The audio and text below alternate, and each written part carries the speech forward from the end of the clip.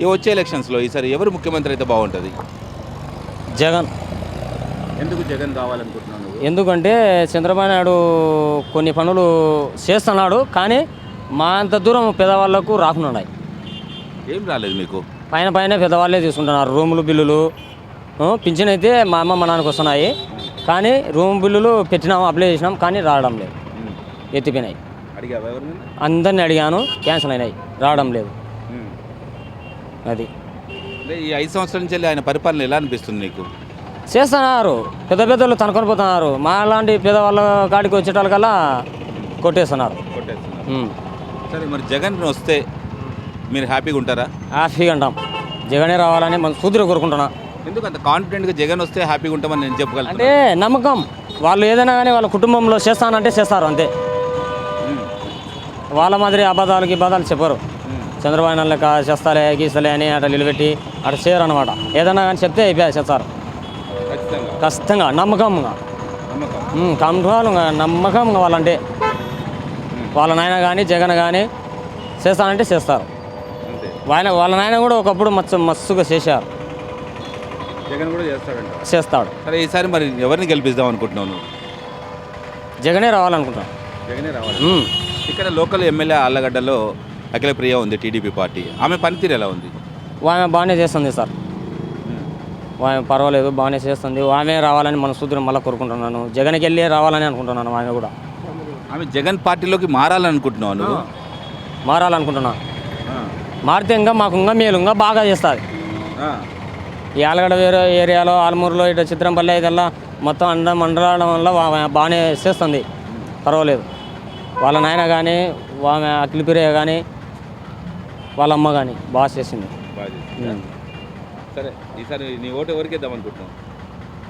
మా అఖిలప్రియ మేడం ఎక్కడ ఉంటే అక్కడనే వేస్తాం. ఎవరు ముఖ్యమంత్రి అయితే బాగుంటుంది? ఏ పార్టీ అధికారంలోకి వస్తే ఈ రాష్ట్రం బాగుంటుంది?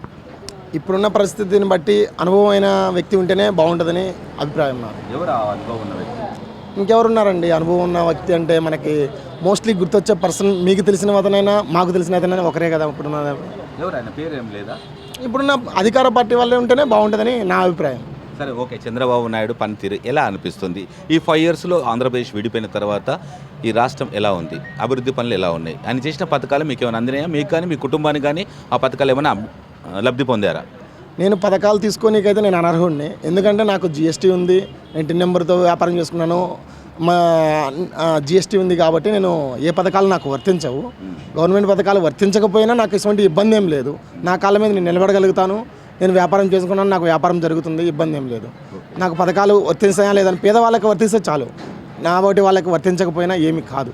సరే, రాష్ట్ర ప్రభుత్వం పెట్టిన పథకాలు ఈ రాష్ట్రానికి అందరికీ అందుతున్నాయి అనుకుంటున్నారా మీరు? ఆయన పనితీరు ఎలా ఉంది? పథకాలు పెడుతున్నారు కరెక్టే. ఎలక్షన్కి ముందర పెడితే పథకాలు పెట్టితే ప్రజలు విశ్వసించరండి. ఎలక్షన్ రేపు మాపు వస్తున్నాయి కదని పథకాలు పెట్టి ఇది కరెక్ట్ కాదు. ఎలక్షన్ ఫస్ట్ నుంచి పథకాలు పెట్టి అమలు చేయడానికి మనకి తగినంత బడ్జెట్ లేదు. ఇప్పుడు ఎక్కడి నుంచి తీసుకొస్తున్నారు? మన రాష్ట్రం మీద ఇంత అప్పు చేసి ఇంత తీసుకొచ్చి ఈ పథకాలు పెట్టాల్సిన అవసరం అయితే లేదు. రైతులకు ఇవ్వాలి కానీ పసుపు కుంకుమలు ఇవి ఇస్తే ప్రజలు విశ్వసిస్తారనుకునే పొరపాటు. మరి ఇప్పుడు పథకాలు కావాలి, ప్రజలందరికీ అందాలని మీరు అంటున్నారు. అవి ఎలక్షన్ల ముందు ఇస్తడం కరెక్ట్ కాదంటున్నారు. అంటే ఎలక్షన్ల ముందు ఇవ్వడం, ఇప్పుడు వచ్చే ఎలక్షన్లో మళ్ళీ అధికారం పీఠం చేజిక్కించుకోవాలనేనా దాని ఉద్దేశం? ఏమంటారు మీరు? ఎలక్షన్ పీఠంలో అధికార పీఠాన్ని చేజిక్కించుకోవాలని ఆపోజిషన్ పార్టీ వాళ్ళు 1కి 2 ఇస్తామంటున్నారు. వీళ్ళు కూడా ఇవ్వాల్సి వస్తుంది. ప్రజలు కూడా దాన్ని గమనిస్తున్నారు.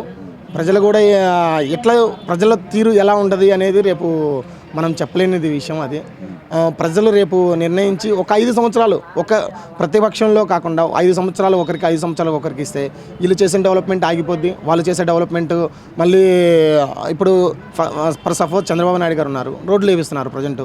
మళ్ళీ 5 సంవత్సరాలు వచ్చేసరికి మిగతా వాళ్ళు ఏం పట్టించుకోరు, ఒక దానికే ప్రిఫరెన్స్ ఇస్తారు.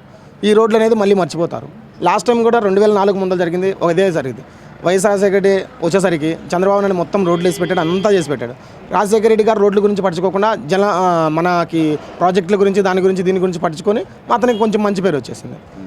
అదే కంటిన్యూగా రాజశేఖర రెడ్డి గారు ఉన్నట్టయితే బాగుండేది. అతను ఇలా చనిపోవడం వల్ల మళ్ళీ చంద్రబాబు నాయుడు గారు అనేది మనకి రావడం జరిగింది. ఇప్పుడు డెవలప్మెంట్ అవుతూ ఉంది. ఈ డెవలప్మెంట్ 5 దశలో మళ్ళీ ఇంకోరిని తెచ్చి పెట్టడం అనేది కరెక్ట్ కాదు నా ఉద్దేశం ప్రకారం. సో టోటల్ డెవలప్మెంట్ అనేది జరుగుతూ ఉంది. ఇప్పుడు ఈ డెవలప్మెంట్ని కంటిన్యూగా జరగడానికి ఇంకొక 5 సంవత్సరాలు అవకాశం ఇవ్వాలి. ప్లస్ మన కేంద్రంలో సపోర్ట్ లేదు. మన ఏపీకి కేంద్రంలో సపోర్ట్ ఉండాలంటే ఒక అనుభవజ్ఞుడైన నాయకుడు ఉంటేనే సపోర్ట్ తీసుకురాగలుగుతాడు. మిగతా పార్టీలని ఒక కూడగట్టుకొని ప్లస్ కాంగ్రెస్ అయితే ఏదైతే మనకు ఆ రోజు మోసం చేసింది కాంగ్రెస్, ఈరోజు ఏమంటున్నారు, మేము ప్రత్యేక హోదా ఇస్తాము, మీకు ఏపీకి న్యాయం చేస్తామని అంటున్నారు. వాళ్ళని కూడా ఒక అవకాశం ఇద్దాం. ఒక అవకాశం ఇచ్చి వాళ్ళకు కూడా మనం సముచిత స్థానం కల్పిస్తాం. మన ఏపీలో ఎవరైతే మనకు న్యాయం చేస్తారో వాళ్ళకి అవకాశం ఇస్తాం. సరే, ఈ 5 yearsలో మీరు సాటిస్ఫాక్షన్గా ఉన్నారా ఈ ప్రభుత్వ పనితీరు మీద?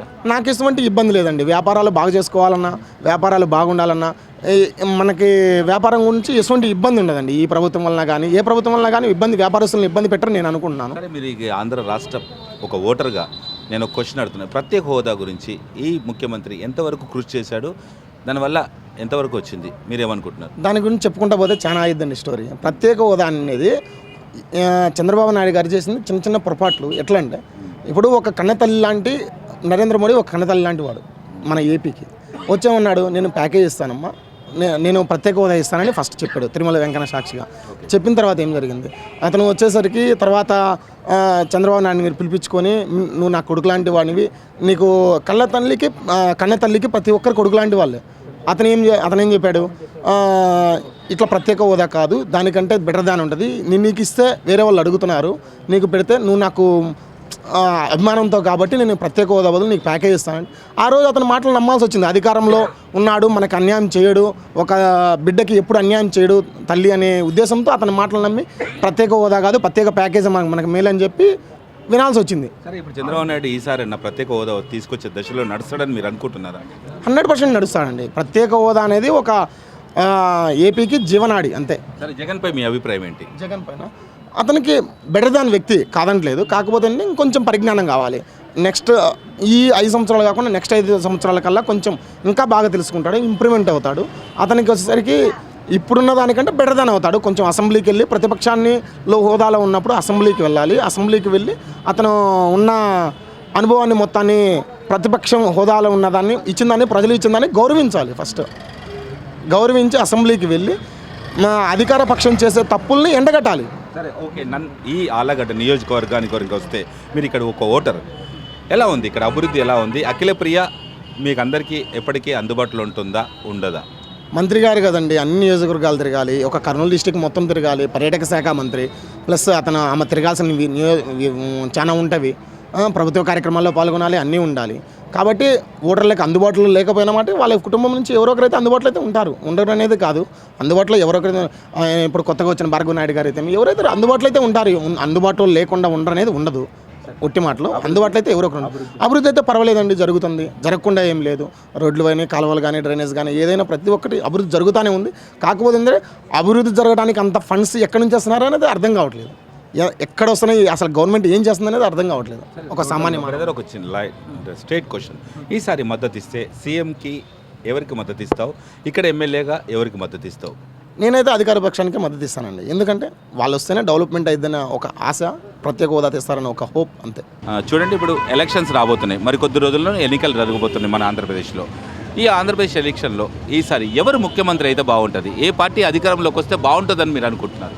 అంటే మనం చేసే పనులను బట్టి, అభివృద్ధిని బట్టి వాళ్ళే నిర్ణయిస్తారు, ప్రజలే నిర్ణయిస్తారు దానికి. అట్లా ప్రజల్లో మీరు ఒక భాగం, మీరు ఒక ఓటరు, అంటే ఎవరి పనితీరు బాగుంది ఇప్పుడు డెవలప్ ఎవరు చేస్తుంటే వాళ్ళే నెక్స్ట్ కూడా వాళ్ళకి వచ్చే ఛాన్సెస్ ఉన్నాయన్న.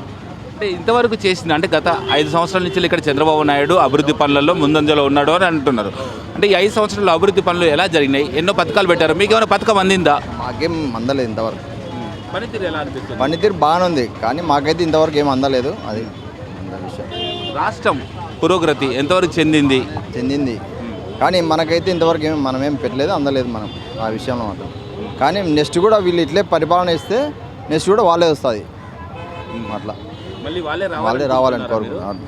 సరే, ఈ ఆలగడ్డ నియోజకవర్గం చూసుకుంటే ఇక్కడ కాదు, ఓకే సరే, ఓకే, ఈ మొత్తం మీద రాష్ట్ర అభివృద్ధి బాగానే ఉందంటున్నారు, తను పెట్టిన పథకాలన్నీ మీకు నచ్చినాయి అంటారు. ఓకే, మరి జగన్ పరిస్థితి ఏంటి? జగన్ పరిస్థితి మీ అభిప్రాయం ఏంటి? జగన్పై మా అభిప్రాయం ఏముంది, తను కూడా ముఖ్యమంత్రి రేసులో ఉన్నాడు. కానీ ఎవరైనా అభివృద్ధి చేస్తేనే కదా ముఖ్యమంత్రి రేసులో రావాల్సి. అట్లా గత 5 సంవత్సరాల నుంచి ఎలాంటి పనులు చేయలేదు, ఎలక్షన్లు వస్తున్నాయి కాబట్టి పథకాలన్నీ ముందు పెడుతున్నారని అంటున్నారు. చేయలే కదా ఇంతవరకు. ఇంకా ఆయన ఉన్నాడు కానీ రేసులో ఇంతవరకు ఆయన వస్తే ఆయన కూడా తెలియదు కదా మనకి ఎంతవరకు ఎట్లా చేస్తారని ముందే ఎట్లా చెప్తాం మనం. అట్లా అంటే మీరు ఏమైనా మార్పు కోరుకుంటున్నారా ఈసారి? మనం మార్పు కోరుకోవడం మనం కాదు, ప్రజలలో ఉంటే వస్తుంది మార్పు. మీరు భాగం కదా. భాగం కరెక్టే కానీ రావాలి కదా వాళ్ళు. అందరూ ఎట్లా ప్రజలే దానికి తీర్పు చేస్తారు. అట్లా మనం చెప్పేది ఒకరికి చెప్పేది మీరు ఒకరు కదా. ఒకరి అభిప్రాయం కాదు చెప్పేది ప్రజలు. మనం అంటే కూడా మనం కూడా ముందు ఎవరు ఎట్లా అంటే అట్లా అది ఎట్లా వస్తుంది. హలో, మిమ్మల్నే యోయో టీవీ యాప్ డౌన్లోడ్ చేసుకున్నారా? ఇంకా లేదా? మీ యాప్ స్టోర్కి వెళ్ళి వెంటనే డౌన్లోడ్ చేసుకోండి.